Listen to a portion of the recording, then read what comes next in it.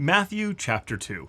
Now when Jesus was born in Bethlehem of Judea in the days of King Herod, behold, wise men from the east came to Jerusalem, saying, Where is he who is born King of the Jews? For we saw his star in the east and have come to worship him. Now, there's a bunch going on already in this chapter, because what we have is we've got the days of King Herod, which I believe he actually died in 4 BC or something like that. So our dates are a little bit off of when Jesus was actually born, but we have a very clear timeline of when he was, okay? And then it says wise men. So sometimes you may have heard of we three kings, right? So they're kings, or they're magi. Okay, so they're not kings or something. Although, they're probably pretty high up wherever they are, but they might also just be the scientists of the day, the astrologers. And so these are people from the East who are studying and looking at the stars and trying to figure out what's going on in the universe. And so there's several things with this. They are coming from the East. And if you look back at Genesis and you look at kind of the geography of that, we start in the Garden of Eden, and then we just keep going east if we're going away from God's presence and from what he wants. And so that's why Abraham sends his sons away to the east. You just have people going east when things aren't going well. And then when you're coming from the east, now you're traveling west, and now you're going towards God's land. And so now we have people going from the east toward God's land, so they're traveling west. But these people are from the east, and there's several different theories about who they are, because we don't actually know. It could be that they are Jews who have been over in Babylon all this time and have been waiting for the coming Messiah, and they've been studying what they can to come over, and so they're actually Jewish background. Other theories have other things of who these guys are and why they're there.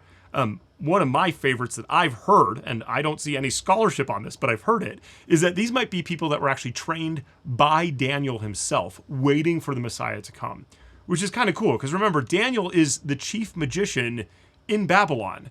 Now, of course, he's following God, and he's using the Holy Spirit to give him all the power and the insight that he needs, but he's way up there in the upper echelons of the things within Babylon. So that's pretty cool. Okay, and they're coming to Jerusalem because they saw this star, and they're looking for the King of the Jews, which is kind of funny, right? Because there is no King of the Jews. I mean, Herod is kind of king, but he's king in really name only because Rome fully has them under their boot. Rome is in control.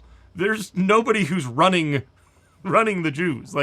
That's not happening. They're not in control right now. So what is this? Okay, and then they see their star, his star, right? And they're coming to worship him. They're not just here to say, hey, we wanted to meet this new guy the new kid on the block who's gonna be, somebody big in one day. No, they're coming to worship him because they saw his star.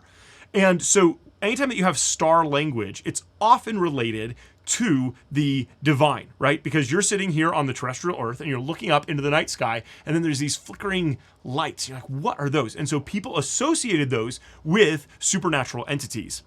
And so here we have this King of the Jews who is somehow related to the supernatural because he's got this star, this symbol of who he is. And there is some debate among scholars as to what this is.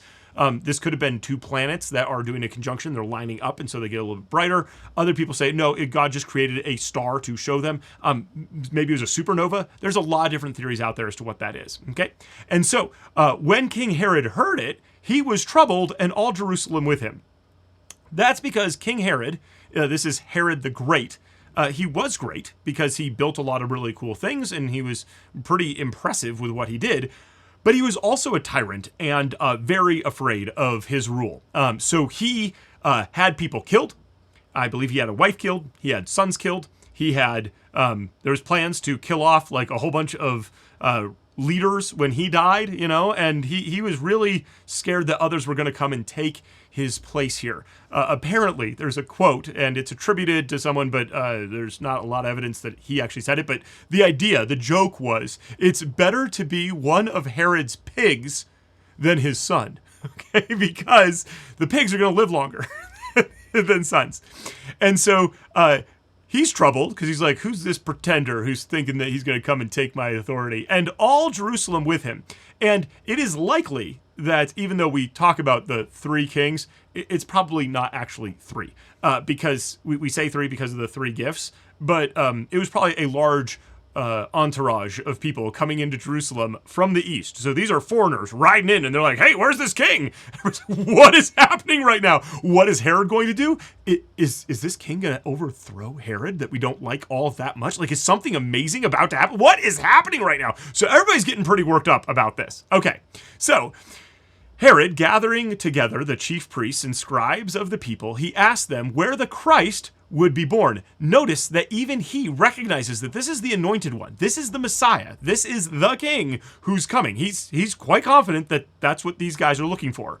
Okay.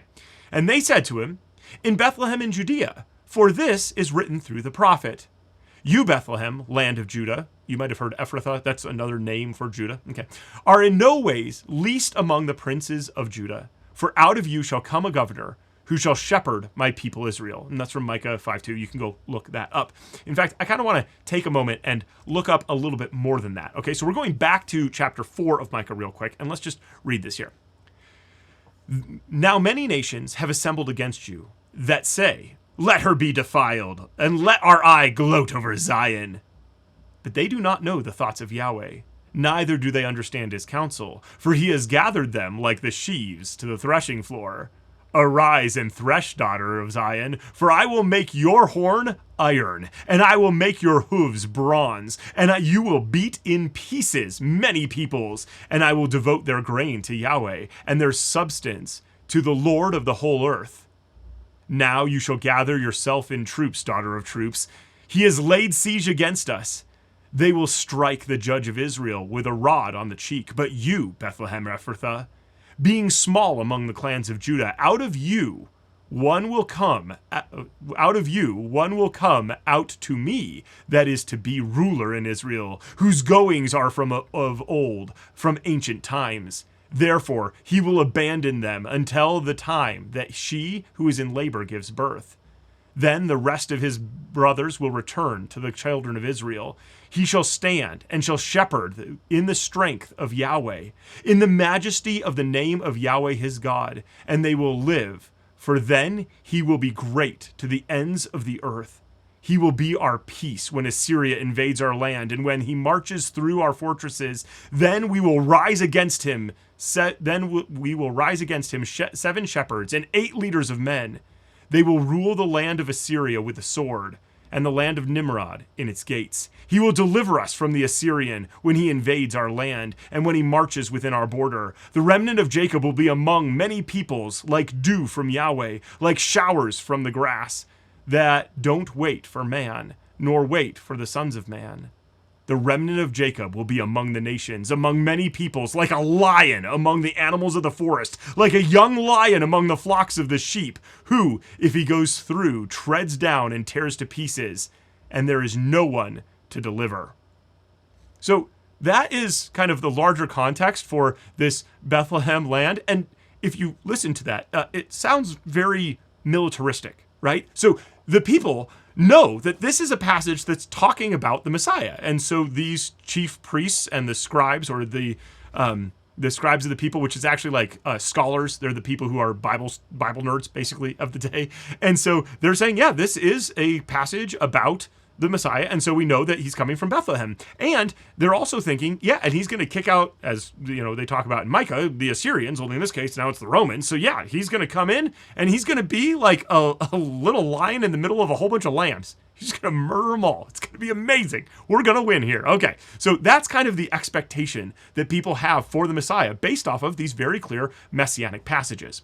Okay, so then Herod secretly called the wise men and learned from them exactly what time the star appeared. He sent them to Bethlehem and said, "Go and search diligently for the young child. When you have found him, bring me word that I may also come and worship him." Yeah, no one's buying that. So they, having heard the king, notice they're not like, yeah, sure, we'll be back. They're like, yeah, okay, we get it too.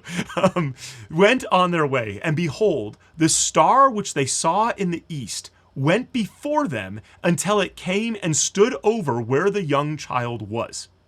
Okay, and this is really interesting. So some scholars are like, okay, yeah, so maybe the star reappeared, maybe it had disappeared, and now it's back because they went right to Jerusalem because that's where they figured, hey, if we're going to find a king, that's probably where we're going to find the king here. And so he's like, hey, yeah, we're going to find a king, so let's go find this king in Jerusalem. Or they're like, maybe something appeared, maybe it appeared again. But then others people have pointed out, like, hey, if it actually like moves from Jerusalem over Bethlehem, like the thing couldn't have been very high up in the sky. So maybe it's this like supernatural thing that's happening. Like, what is this that led them directly to the house? Some people have even said, hey, so this language of like, hey, it went over, like it actually went like over his head, which is one reason some people speculate as to why we start having these halos around Jesus's head. I think it's partly just to show that it's divine because other people have halos and they aren't related to this thing of like having this thing going over them. But the idea is that here we have this divine light, this supernatural heavenly being light now showing up. And it ties, interestingly, into Exodus. So here we have the parting of the Red Sea. And then they head out and they're doing all of this stuff. And it says, Yahweh went before them by day in a pillar of cloud to lead them on their way, and by night in a pillar of fire to give them light, that they may go by day or by night. And so Matthew is here taking us back to Exodus. So in the previous chapter, he was in Genesis, really showing these ties back to all this other stuff that had previously happened at the very beginning of the Bible. And now we're in Exodus, and we're seeing that, hey, there's some connections here for what's going on. And so similarly to a pillar of cloud or a pillar of fire at night that leads Israel right to where God wants them to go, here he has a thing where the star, this divine light, is leading them right to where they want to go. Okay, so when they saw the star, they rejoiced and were with exceedingly great joy. And they came to the house and saw the young child with Mary, his mother, and they fell down and worshipped him. Notice this word here, the house. So if you see your little creche, your little nativity scene over Christmas, and it has the wise men and the shepherds there, probably not historically accurate. This is probably after they have, come back and they're hanging out and they're doing their thing. But they're in a house now. Or it could be that the whole thing with like, hey, we're in the stable is actually part of a house. So maybe they're still there. That's possible too. It's hard to put place exactly how long it's been. But on the other hand, with some passages that are coming, it could be a year or even two since we've done this whole thing, since Jesus' birth, okay? Because they've been coming since his star appeared, right? So could be that they are not here at the birth of, but rather some long time after, having traveled from the east. Okay, and then they worship him. So again, this is not just like, hey, you're a king. How's it going? We're really excited to see you, right? Opening their treasures, they offered to him gifts, gold, frankincense, and myrrh.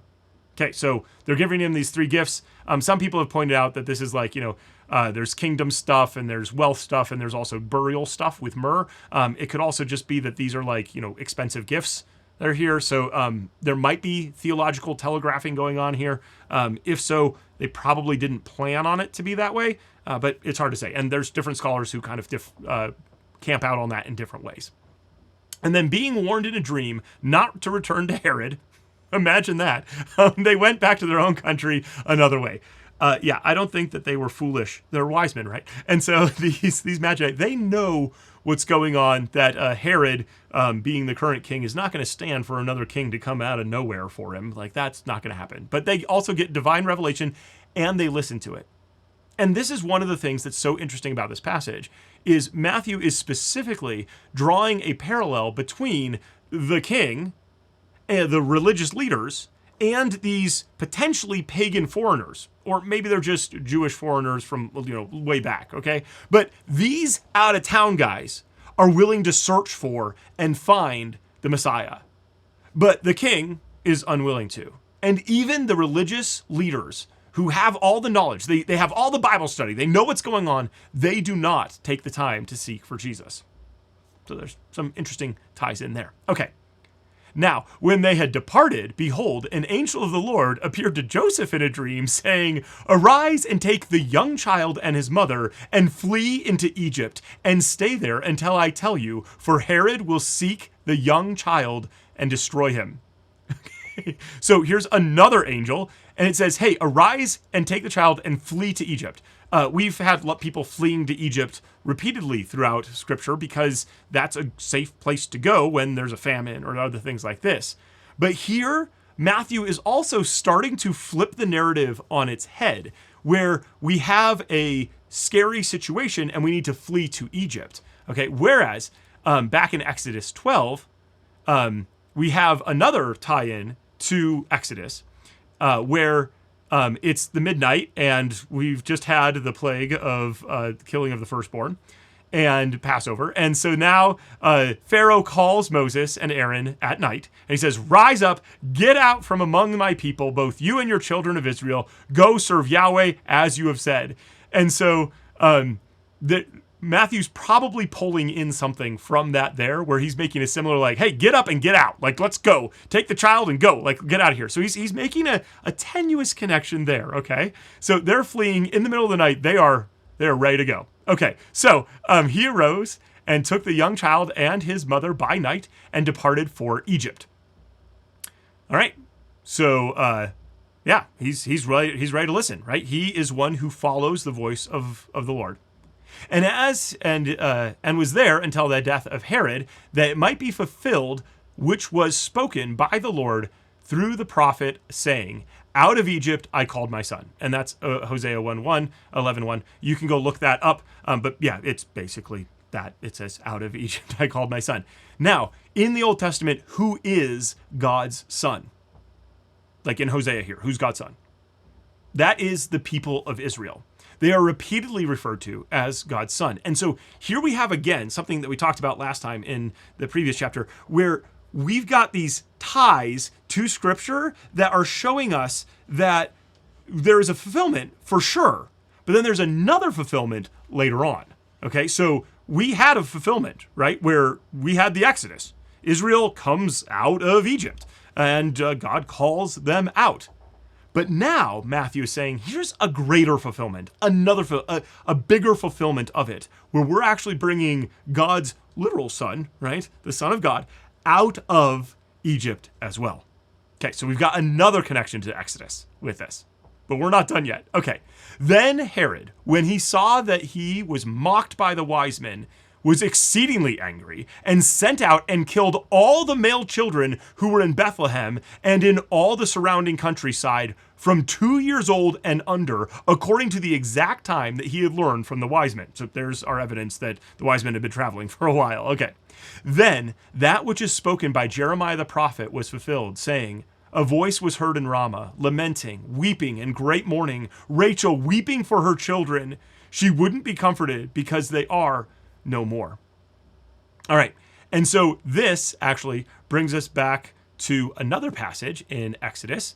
All right. So this is where the king of, the Egyptians are now kind of angry that the Israelites are there. This is kind of the start of this whole conflict that God is going to eventually bring them out from. And so he is there, and the Egyptians, they take the Jews and they start enslaving them and all this stuff. And then the king of Egypt, Pharaoh, speaks to the midwives, and he's like, when you perform the duty of midwife to the Hebrew women and see on the birth stool that it is a son, then you shall kill him. And so now we've got another connection here in Matthew, bringing in something where in the past it was the Egyptian king murdering babies, and now it's the Israelite king that's murdering babies. I think it's also interesting that we've got this Rachel weeping for her children in Ramah, and that's because there was tradition that Rachel was actually buried in Bethlehem, right, before it's a city, but in that area. And so she's now kind of connected with this place. And so pulling in then from Jeremiah, this prophet, it's great, right? Here's a really cool thing. Okay. So there's that. They're killing the babies. Okay. But when Herod was dead, behold, an angel of the Lord appeared in a dream to Joseph in Egypt, saying, arise and take the young child and his mother and go into the land of Israel, for those who sought the young child's life are dead. Okay, and remember, Herod dies, I believe, 4 BC. So yeah, this was very, very brief, very recently, not very long until, after they fled to Egypt, they're now coming back. Okay, it's still young child. All right, and so that's there. Something that I would not have picked up on, because I am not a good biblical scholar who really has all of this language stuck in my head. But Jewish readers would totally get this because they don't have the Bible that they're just reading.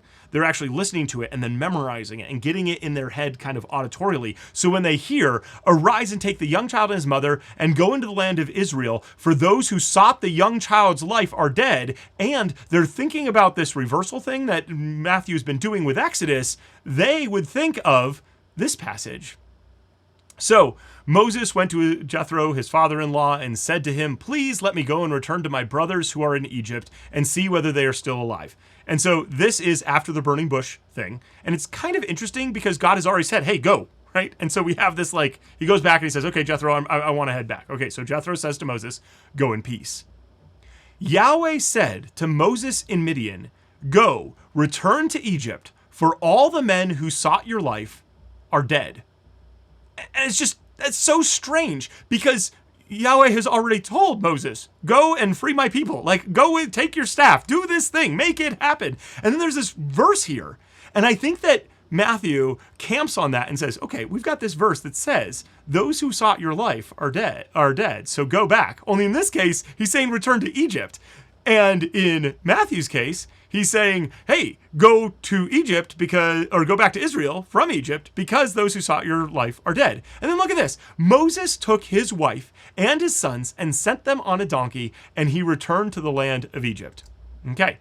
So similarly, and he arose and took the young child and his mother and came into the land of Israel. It's this amazing connection, again, back to Exodus, which I just think is so cool. All right, so we've got that. Okay, but when he heard that Archelaus was reigning, there's our footnotes. Okay, sorry. But when he heard that Archelaus was reigning over Judea in place of his father Herod, he was afraid to go there. Okay, and that's because Herod was not a good, he murdered a whole bunch of babies. He is not a good person. But Archelaus was worse. He not only continued in his father's, kind of violent distrust of people and pushing a lot of stuff, but he also wasn't great, performing a lot of great deeds or making a lot of cool stuff. He was just kind of not a good king. In fact, he gets deposed not many years later by Rome itself. Rome comes in and says, "I'm sorry, you don't get to be king anymore. We're cutting you off, okay? We're not doing this anymore." All right. So, but that's the kind of guy that Archelaus is. And so, and he's reigning in Judea. So even though Joseph was probably "Hey, I would love to have my son grow up in Jerusalem," that's not what he does. Because being warned in a dream, here it is, another supernatural encounter. All right, he withdrew to the region of Galilee and came and lived in a city called Nazareth, which apparently in Luke we discover that that's actually where Mary's from. So that's kind of interesting. They go back to her hometown, which is weird because, right, she would have had a whole bunch of cultural shame, right, with this baby outside of marriage. What is that going on, right? And so there's a bunch, everybody knows him. There's something weird, okay? All right, but they go to Nazareth, that it might be fulfilled, that which is spoken through the prophets, that he will be called a Nazarene. All right, so a lot of stuff going on here. The biggest thing is that before this, whenever we've had a quote of prophets, we've had a biblical reference. And you'll notice there isn't one. We've got no Bible reference. And that's because there isn't one. This phrase of "he will be called a Nazarene" isn't in the Bible specifically. So it could be that when he says prophets instead of his normal, what Matthew's typically done, which is, as is said through the prophet, this. He's now saying through the prophets. He could be pulling in and saying, okay, there's a whole bunch of threads that seem to connect that would say that the Messiah is coming from Nazareth, or is going to be called a Nazarene. And Jesus ends up being called a Nazarene. In fact, his followers are called Nazarenes, right? Jesus of Nazareth, and hey, the Nazarenes, and all this stuff. So this is there. But it's weird that Matthew is quoting this. And so there's several different suggestions of what that could be. Nazarene could be a weird twisting of the word for branch and then related to a Old Testament passage about the branch that is going to become the ruler. So maybe it could be that it's talking about Nazarites, and people like Samson who are not allowed to cut their hair, like me. I haven't cut my hair in a while, but I will soon. All right. And they're not allowed to drink wine. Also, they're dedicated to God in that way. So maybe. So we don't really know. And what I find so exciting about this is that if you are sitting there and you're like, we've totally unlocked everything in the Bible, That's not true. There is so much more scholarship that is still being done today and more things for us to learn. And as we uncover more historical artifacts and other writings, we start to make more connections. Like there's so much good stuff to be had in the Bible still that we don't know, but we can still learn a ton as we work through it right now. So yeah, that's what we have today with Matthew 2, lots of ties back into Exodus. So Matthew 1, Genesis, and a bunch of ties there. Now a bunch of ties into Exodus. They're a lot harder, for me at least, to see, but they're there, and they're very fascinating with the way that that works. All right, I did not have any specific questions from my students, but if you have any questions after going through this about, anything, you can type them in there, and I can do my best to answer them. So yeah, thanks for reading along with me, and we'll see you next time.